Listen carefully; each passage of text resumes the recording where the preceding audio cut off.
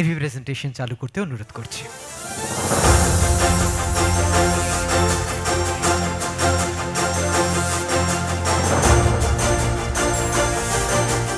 Red Wine Entertainment Initiative Tobin presents Bongo Nari Samman 2026, co-powered by Newtown Nirman and Boshak Interiors.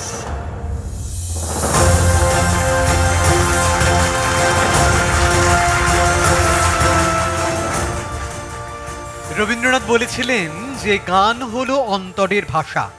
সেই ভাষাকে যিনি প্রাণ দিয়ে গ্রহণ করেছেন এবং বহন করেছেন তিনি লাজবন্তী রায়। আসানসোলে জন্ম, শান্তিনিকেতনের বিশ্বভারতী বিশ্ববিদ্যালয়ে সঙ্গীতে উচ্চশিক্ষা। রবীন্দ্রনাথের ভাবধারা তার গানে এতটাই গভীরভাবে মিলেমিশে গেছে, সখী ভাবনা কাহারে বলে এবং না চাইলে যারে পাওয়া যায়, তার কণ্ঠে গানগুলো শ্রোতাদের মনে আলাদা জায়গা করে নিয়েছে। সঙ্গীতের পাশাপাশি ইটিভি বাংলার আইকনিক রিয়েলিটি শো রোজগেরে গিন্নির সঞ্চালক হিসেবে তিনি বাঙালির ঘরে ঘরে পরিচিত মুখ। জি বাংলা, কালার্স বাংলা, আকাশ আট, দূরদর্শন একাধিক চ্যানেলে তার উপস্থিতি তাকে করে তুলেছে বাংলার বিনোদন জগতের এক অপরিহার্য নাম। বর্তমানে লাজবন্তী রায় মিউজিক একাডেমির মাধ্যমে তিনি আজও গড়ে তুলেছেন আগামী শিল্পীদের। আসুন জোরে করতালি জানাই, স্বাগত জানাই শ্রীমতী লাজবন্তী রায়কে। বঙ্গনারী সম্মান 2026 এন্টারটেইনিং ইয়ার্স বিভাগে আমরা সম্মানিত করতে চলেছি শ্রীমতী লাজবন্তী রায় মহাশয়কে। তার আগে মঞ্চে আসতে অনুরোধ করি আমাদের অত্যন্ত প্রিয় শিল্পী শ্রীমতী পাপিয়া অধিকারীকে।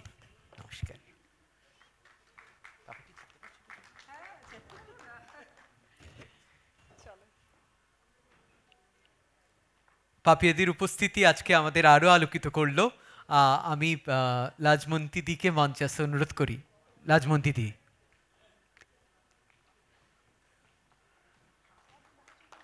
সবাই মিলে করতালি দিয়ে আসুন আমরা এই শিল্পীকে বরণ করে নিই।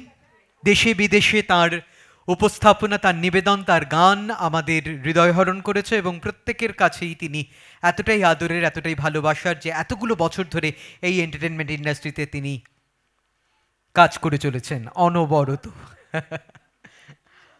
আচ্ছা, কিছু কথা বলতে অনুরোধ করি লাজবন্তী দিকে। টবিনের তরফ থেকে উপহার, ট্রফি এবং পাগড়ি তুলে দিলেন আমাদের অতিথি শ্রীমতী পাপিয়া অধিকারী এবং আমাদের সাথে আর যিনি অতিথি রয়েছেন তিনি। কিছু কথা লাজবন্তী দিকে বলি, তারপরে পাপিয়াদির কাছ থেকে শুনব। নমস্কার, শুভ সন্ধ্যা। অনুষ্ঠানের একেবারেই শেষের পর্যায়ে চলে এসেছি। এতক্ষণ ধরে পুরো অনুষ্ঠানটি দেখছিলাম, কত গুণী মানুষজন পুরস্কার পেলেন। আর যে কোনো পুরস্কার পাওয়াটা মানে আরও একটু ভালো কাজ করার তাগিদ বাড়িয়ে দেয় বলে আমার মনে হয়। আর পুরস্কার তখনই পাওয়া যায় যখন তার পেছনে একটা প্রচণ্ড পরিশ্রমের একটা ব্যাপার থাকে এবং সেই পরিশ্রমের ফসলই হয় এক একটি পুরস্কার। আমি ২৬ বছর ধরে বাংলা মিউজিক জগতে, গানের জগতে, ফিল্ম অ্যান্ড টেলিভিশন জগতে কাজ করে চলেছি। জীবনে অনেক পুরস্কার পেয়েছি, কিন্তু রেড ওয়াইন আমার কাছে অনেক প্রাণের এবং অনেক কাছের। ধন্যবাদ অভিজিৎ। এসো না প্লিজ, একটু এলে খুবই ভালো লাগবে।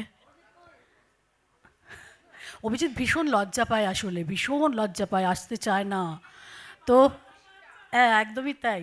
তো ধন্যবাদ অভিজিৎ। এবং রেড ওয়াইন অত্যন্ত ভালো ভালো কাজ করে চলেছে এত বছর ধরে। আর অভিজিতের সঙ্গে আজকে মানে রেড ওয়াইন তৈরি হলো আর আমার সম্পর্ক এমনটা ঠিক নয়, মানে লাস্ট 20 বছর ধরে কিন্তু ওর পাশে আমি রয়েছি। আর আজকে বঙ্গনারী সম্মানে ভূষিত হতে পারে ভীষণ ভালো লাগছে। এটা একটা স্পেশাল অ্যাওয়ার্ড তো বটেই। আমার মা এবং বাবাকে অনেক প্রণাম জানাই, যারা আমাকে এতদূর এগিয়ে আসতে সাহায্য করেছেন। আমার হাজব্যান্ড, আমার কন্যা, যারা পেছনে না থাকলে হয়তো এতখানি পথ আসা যেত না। আর রয়েছেন আপনারা, এত বছর ধরে আমাকে টেলিভিশনের পর্দায় দেখেছেন। আর ওই যে বললাম যে প্রত্যেকটি পুরস্কার কিন্তু আরও প্রত্যাশা জাগিয়ে তোলে যে কাল থেকেই আরও ভালো কাজ করতে হবে। সুতরাং আমি আশা করব আরও নিশ্চয়ই ভালো ভালো কাজ, ভালো ভালো গান আপনাদের উপহার দিতে পারবো। পাপিয়াদিকে অনেক অনেক ভালোবাসা জানাই। লাইন গাইতে হবে তো? আচ্ছা এসো না, তুমি এসো না একটু প্লিজ, এসো না, পাশে এসো। তনুকা কোথায়? আচ্ছা, রবীন্দ্রনাথ নিয়ে আমার পড়াশোনা সব কিছু, কিন্তু আজকে এই মঞ্চে আমি একটি মাটির গান গাইতে চাই। খাঁচার ভিতর অচিন পাখি কেমনে আসে যায়, তারে ধরতে পারলে মনো মেড়ে, ধরতে পারলে মনো মেড়ে দিতাম পাখির পায় কেমনে আসে যায়, খাঁচার ভিতর অচিন পাখি কেমনে আসে যায়। নমস্কার।